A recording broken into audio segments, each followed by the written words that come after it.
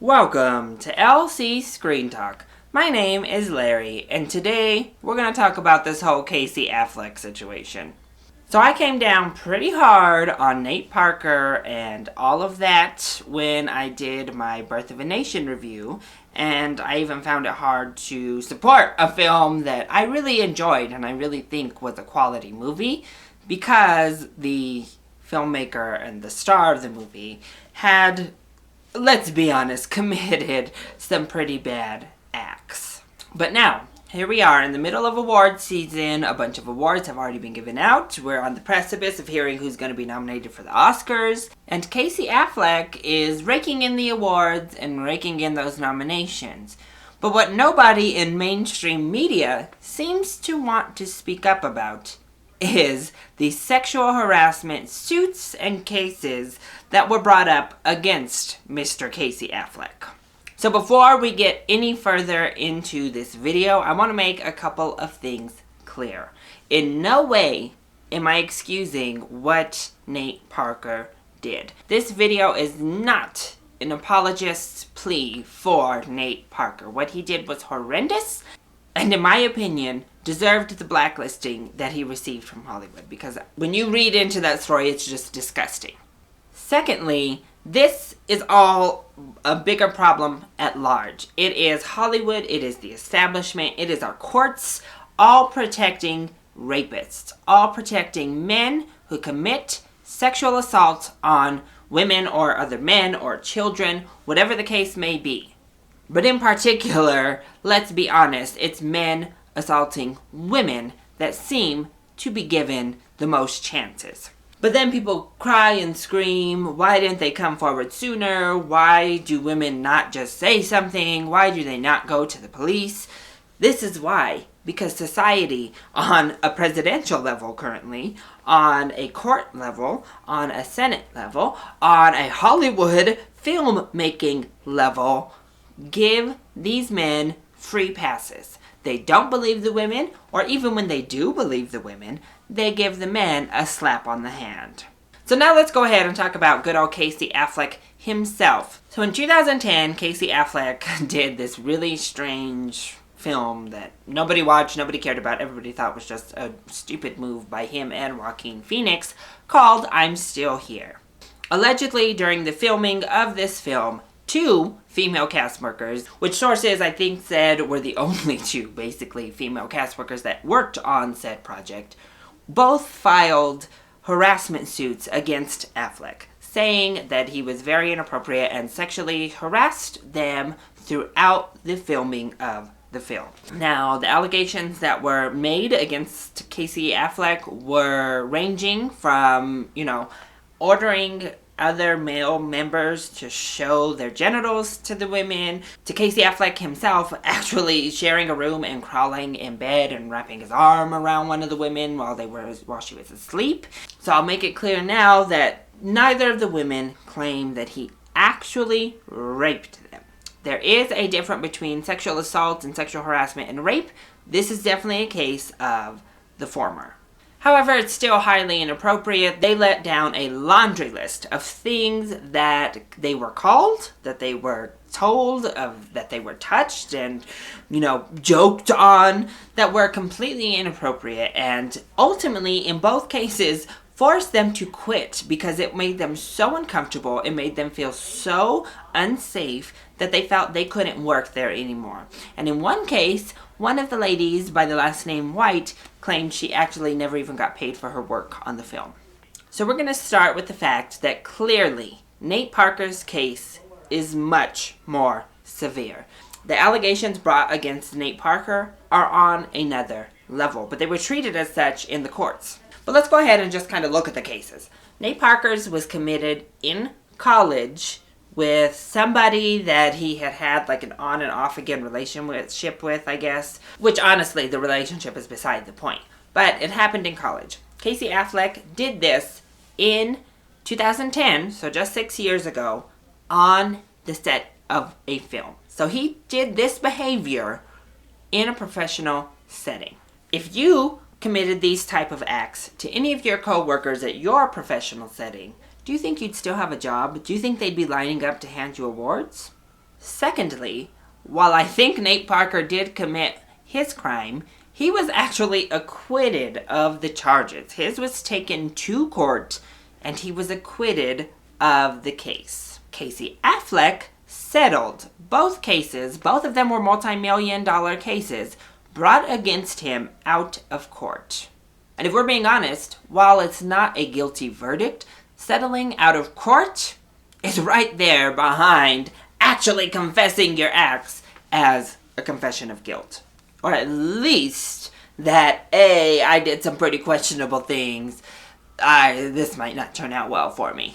And now we're in a situation where Nate Parker has been put on blast by all media and shunned from Hollywood. Again, I'm not saying necessarily that that is a bad thing and that is not what was deserved, but I had already had a little bit of a problem with Hollywood's treatment, just based on Roman Polanski, based on Bryan Singer, based on all of these other white men who had committed pretty terrible crimes, but somehow still get the opportunity to work and, again, are still awarded all the time. But Nate Parker, I guess, is younger in his career. I guess he's only done a few things. So the argument basically was, well, it's not apples to apples, and these people all had big established careers before they were exposed for what they may or may not have been doing. But now we have somebody kind of in a similar boat. Casey Affleck, he's been in some things, but has never really been a household name, and is just really starting to break through over the past couple of years. So he never really had a big career before 2010, and these things became public knowledge then. So why is Exhibit A forced out of Hollywood, not given any sort of awards consideration for a very good film that he did? But Exhibit B is not only getting the nominations, but is winning left, right, and center, and isn't even getting a fourth of media attention for his past as Mr. Parker, Exhibit A got. Now, credit where credit is due, Casey Affleck was very good in Manchester by the Sea. I think he did probably give the best male acting performance of the year. However, if we're going to come down on people for committing sexual assaults in the past, we need to come down on all of these people for committing sexual assault in the past. And now the argument is no longer valid of they had a career before or they had already had a name in Hollywood. The only thing Casey Affleck had was the fact that his brother was famous and had money. What's the other thing he has? He's a white man. And Nate Parker is a black man. We need to just call a spade a spade.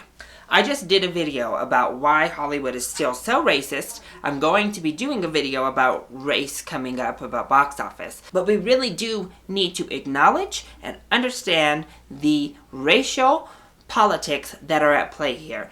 I already discussed a little bit, obviously, gender politics and how they work with these rape cases and why that's already a disaster, but that's a video for another time. Casey Affleck's situation is already making me feel gross. I know it's just going to make me feel uncomfortable throughout all of award season. It's going to be a huge shadow on the entire season for me. So why isn't it getting covered? Why are we not putting Casey Affleck's past on blast? Why are we letting him get nominated and win these awards without the backlash from the studios, not from the backlash, from the critics, from the guilds, like we did with Nate Parker? Why is it okay for Casey Affleck to sexually harass two women on the set of a film, the industry in which he's being awarded, yet the media won't even do the service to those women and to women across the country that have been sexually assaulted on the job of at least reporting it, of at least putting some shine on this, putting him more on blast, make him uncomfortable. And that's why I will not be rooting for Casey Affleck. Regardless if I feel he had the best performance, I don't think he should be winning these awards because it is such a gross situation in general, but it just perfectly highlighted the double standard we have when we're looking at men who commit sexual assault. We've seen it a million times in the past. All you have to do is read your history. Time after time after time, white men raped black women and nothing happened to them. Of course it happened on the slave plantations and nothing happened. But even once slavery was abolished, white men would rape white women and then blame it on the black men and watch that black person get killed for doing nothing. Heck, let's just watch one of our own classics here in Hollywood, To Kill a Mockingbird. I mean, come on. It's happened time and time in history again, and now maybe it's not so severe. We're not killing Nate Parker, and there's no actual scapegoat. Nate Parker, I think, is guilty of his crime, but let's just look at how Hollywood continues to handle the situation. The black man in these cases is just completely dragged through the mud and made to feel the consequences of his actions. He is blacklisted from his industry, and his film is wiped from consideration of any awards. The white man who does it on a professional setting in a film-making setting just 6 years ago to 2 women who settles out of court wins all the awards. So if you have further insight and can give me reasons as to how this is any different, and I need to reiterate it now because I know some people will not have listened to the beginning or at this point in the video have forgotten. I am not making apologies for Nate Parker. I just want to see Casey Affleck given the same treatment. They both should be blacklisted. They both should be feeling the consequences of sexually harassing women. And I'm going to repeat it again. Nate Parker's case is on another level with what he did. But it doesn't excuse Casey Affleck for what he did, and it doesn't excuse the media for treating these 2 men completely 100% different. So if you think you have insight and you can convince me of why these 2 cases are being treated so differently and why the mainstream people aren't even hearing about Casey Affleck, put it down below. I don't know that it will convince me, but hey, let's have a dialogue. Don't come in here with anything stupid. Don't come in here trying to act a fool. Let's have a dialogue about what's happening here. Let's have an honest, open discussion about the politics that go into awards in general, and then how that plays out when we see situations like this. So I love you all so much for your support. Mwah. Thank you for watching, and I'll see you next time. Bye.